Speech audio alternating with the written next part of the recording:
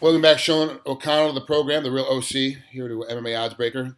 Early part of your train camp right now. You're getting ready to fight in Boston, but not till after the New Year, not till January. Talk us through train camp, especially with Thanksgiving coming up, American Thanksgiving for the Canadian fans, American Thanksgiving, and then, of course, Christmas comes up shortly thereafter. Like, what is train camp going to be like trying to get through the holiday season? For me, it won't be too bad. I don't cut as much weight as a lot of guys do in the division, or really in the UFC in general. So I'll eat clean every day up until Thanksgiving, and then act like a fat kid on Thanksgiving. Eat clean again afterwards, and maybe have one day of Christmas cookies as well if the weight's good. If not, that's just part of the sacrifice. When I'm out there visiting my family lives in Washington D.C., so I'll be a 4 day trip for that. I'll just have to find, a wrestling room somewhere, or maybe it'll be road work or something. But that'll be the only real challenge is instead of sitting around and spending time with my cute little nieces, I'll have to be out on the road doing a little something.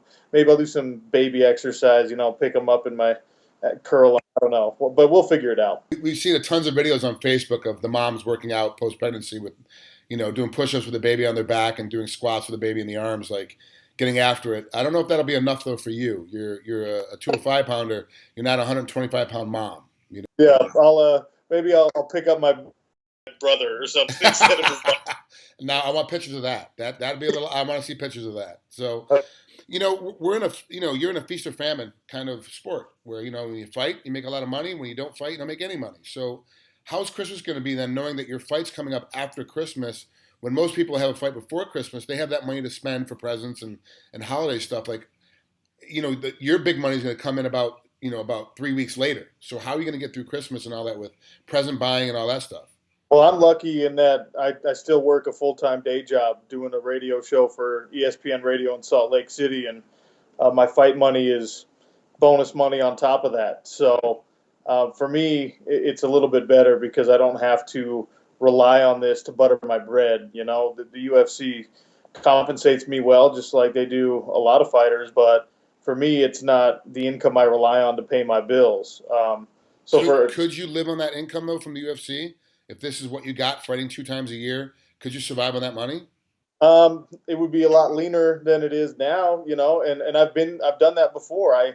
When I was trying to make my first run at the UFC, when I prematurely wasn't really ready for it, and guys get into the game and think that they're ready, and I was one of those guys. I said I'm going to be a full time fighter, and my only income was from fights that were not. I wasn't making nearly as much money as I am now, and I would, teach classes and stuff like that. And that's a lean, tough life. And it's something that it's the reality for, I think, the majority of our sport. And it's something that probably is a big impetus behind why people want some reform and some change in the pay structure and sponsorship structure and things like that. But I've kind of removed myself from that necessity because I still have a day job. And Ronaldo, the soccer player down in Brazil, the biggest name soccer player in Brazil, has a sports management company. And today on Facebook, I saw that he pulled his entire staff away from anybody or anything to do with the UFC, including fighters, the promotion, or anything around it because of the Reebok deal. That he's like, it's unfair to the fighters, and there's no way for them to make real money now because of this deal. So I have to pull myself away and pull myself out of it. That's kind of a big deal. And for a guy like you, it's like, yeah, I don't. The money I make from fighting isn't really the money I rely on. You have a full time job, and fighting is still like a pastime for you. It's a hobby. If you're not relying on that money to get by on the year, it's still in a state where a lot of people are fighting for the UFC, but don't make enough money to survive. And you just said it yourself that it'd be really lean if you'd have to live on just that money, as opposed to it's a bonus payment for your mortgage payment that month, or it's a bonus payment towards the car payment. That's a tough situation to be in. You interview a lot of fighters. Do you hear the same kind of noise from other fighters as well? Yeah, and it's typically post being cut by a big organization, right? Because no one wants to ruffle feathers when they're part of the thing, when they're part of the deal, until they have a considerable level of influence. I'm on a 2 fight win streak, but I can't be going out and calling for change and reform and demanding things because there's too many scabs out there. I'm too replaceable until Conor McGregor and Ronda Rousey, and Jose Aldo is probably the one influential champion that's willing to open his mouth and be critical of the process as it stands, and that's important. To have fighters that are not replaceable be critical of what's happening. They don't have to be aggressive, and they don't have to completely denounce everything that the UFC is trying to do, because the UFC is trying to get it right and the sponsors are trying to get it right, but that doesn't mean that they do every time. And there's sort of an atmosphere that's very difficult for a lot of fighters, right? Because you want more money, but you don't feel comfortable asking for more money because you know that you're replaceable. You want a different sponsorship situation, but we've seen some consequences that may or may not be related to being critical of the Reebok deal. So people have to be very careful, and it's important for influential people in the sport to take a critical look at everything that's going on, not just in the UFC, but in all major organizations, and in the way we train, the way we eat, the way we cut weight, all the things that could potentially be detrimental to fighters. I cover the NFL and college football, and there's a constant look and re-examination of rules and safety practices and how much you can practice and head injuries and things like that. And that's, if we're going to be a legitimized sport and we're going to be in the conversation with the big boys, that needs to happen. And that's not, it doesn't have to be harmful to Reebok or harmful to the UFC. Ultimately, it's good for everybody. And the one thing I want to see, and you didn't do it now, but happened in the past, the comparison of fighting to Major League Baseball, to hockey, to basketball, to the NFL. You're talking team sports versus individual. This is not the same. You want to compare us to something, compare us to NASCAR, compare us to golf, compare us to tennis, because that's the other individual sports. That's where we ride up on. We don't have the same mindset. We don't have the same team ability. There's not going to be 28 teams. The IFL tried that back in the day to have this team sport, and it just didn't work well. It doesn't work as teams. We're an individual sport. We're individual, need to be looked at it individually. Boxing is the thing we're closest to, but we want to outgrow boxing. We want to be better than boxing, so we have to look at other things that are bigger. Well, let's just face the facts. NASCAR is the biggest sport in the country, the most watched sport. It's just what it is. We have to follow it. That's just kind of the mindset that meets up with individualism versus how team sports go. And we're more like NASCAR than we are like football. That's for sure. That's true, yeah. And so, but I do agree with the concussion therapy problem that football has is the same problem that we're having in MMA and boxing. We need to know the long-term effects of head trauma. And I think the UFC is doing the right format for that, for fighter safety, for sure. They're trying to examine it and make sure how it goes. But it brings me to my next question. There's got to be the person that you've interviewed, that you've gone, this interview is going down a path that could be bad for my career in the UFC. I got to steer this thing off. Do you have an interview like that you remember? You're like, well, I'm starting to get real uncomfortable with the way this interview is going, and my name's gonna be attached to it. I got to kind of derail it a little bit. Yeah, I talked to John Fitch not long after his dismissal from the UFC, and it was one of those things where a conversation like that very quickly becomes anti-UFC. And as a contracted member of the company, even though I am just an independent contractor, right? You got to be careful, and I've got to protect my own brand while trying to be a journalist. And I don't think John even knew he was talking to a guy who was in the UFC, because it was I was only 2 fights in, which was 2 losses in. So it was yeah, it was one of those things where my journalistic side, my interviewer side, wanted to dive deeper into a conversation, but my fighter side said probably not worth it. Right. Right now, has there been an interviewer? Someone's been coming at you, going, okay, let's try and steer this down the wrong path, and you've gone, look, man, you can't get me, you can't bite me because I do this already for a living. You're not gonna be able to get me to go down that path. Has there been that kind of interview? That's kind of let's go negative on the topics. Well, it's actually it was probably my naivete that almost bit me when I was in Australia for my fight with Parash when the Reebok numbers came out. And so the initial reaction to myself and the fighters down there was really the first UFC event that people were able to ask questions about it. And I said exactly what I think. I didn't filter myself at all. I didn't sugarcoat it. And I was respectful of the situation, because I am respectful of the situation. And I know that it's tough for Reebok to get the best out of this deal, and I know it's tough for the UFC to get the best out of this deal, but I'm a fighter who wants the best out of this deal also. And I didn't edit myself at all. And I went back and rewatched the interview, and they were just asking the questions they should ask. And after, these stories came out that maybe some guys went a little too far, I went back and looked at my responses and said, I was probably towing that line very dangerously, and I need to be more careful in the future. But Was there anything ever said to you, or any backlash or anything said to you about it? no, and that's why I think we have to be critical of both sides of this equation, right? Because there have been plenty of claims that, hey, I was critical of the Reebok deal, and that's why I got fired. And, we just have a tendency as a fighting public or as fighters or fans to say, yeah, that makes total sense. But I was critical, and nobody even approached me and said, hey, don't do that.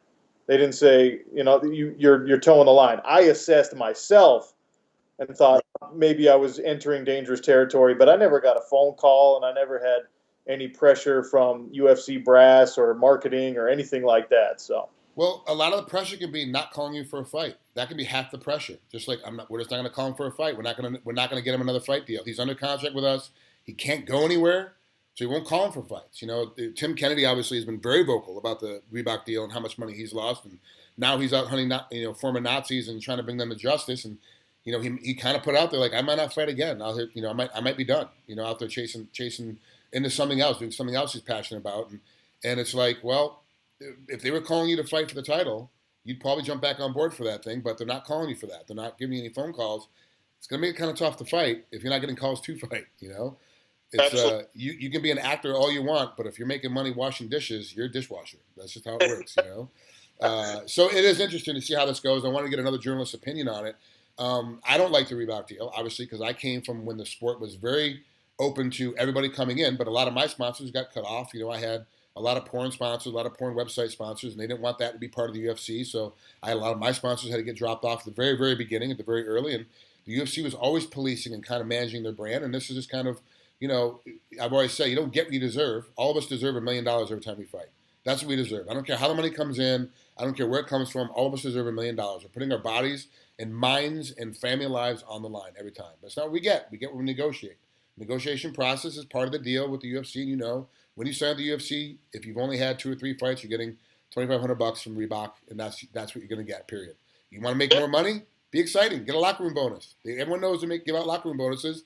Earn it. Earn a fight of the night. Earn a knockout of the night. Earn something of the night. You want to make more money. That's just how it goes. So it's interesting to see. That even you are like, I got to kind of watch what I say. I got to kind of watch what I go, and because you're in a weird spot. You interview people. You get interviewed by people. You're trying to build your brand, your name. But you're also trying to, trying to be a company man. You're also trying to be thankful to the company that's giving you that paycheck. You don't want to disrespect them, but they can't disrespect you.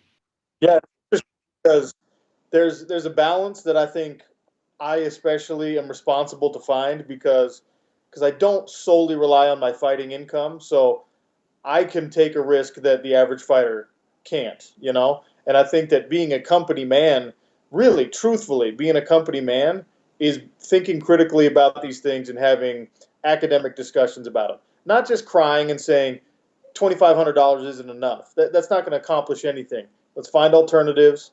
Let's talk to the UFC, to Reebok, about making this deal better for everybody. It hasn't been great for Reebok, right? They've been universally panned by fight fans, fairly or unfairly.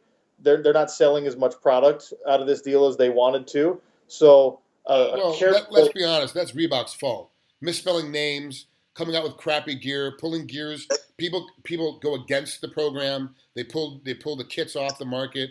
So a guy that's not even the champ, Conor McGregor's got 4 different kits up there. The champ doesn't even have one up there. Like, it's weird stuff like that. That is definitely going to piss some people off. So of course it is, and there's a reason for that.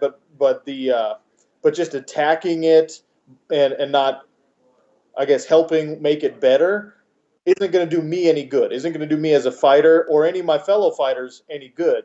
I have all the same problems with it that a lot of people do, but me talking about it in an interview or tweeting about it or whatever is not going to be as constructive as if I get in touch with the Reebok reps and I say, listen, I'm an intelligent person. I'm in the media. I'm also a fighter. I can be responsible and I can help you in this process. and that makes me more valuable to the company, makes me more valuable to the sponsor, makes me more valuable to myself because income's going to come from things like that, and makes me more valuable to my fellow fighters, even though I'm not responsible for anybody but myself. The respect for the sport and respect for the company can be reflected in being critical and having that criticism improve the company and the deals and all that overall. Yep. Okay, I like it, Sean. That's probably the most intelligent answer I've heard about the whole ordeal so far. Like no one else is, no one else to come with that kind of answer. Where it's like, look, stop bitching and complaining. It's like putting your relationship status on Facebook.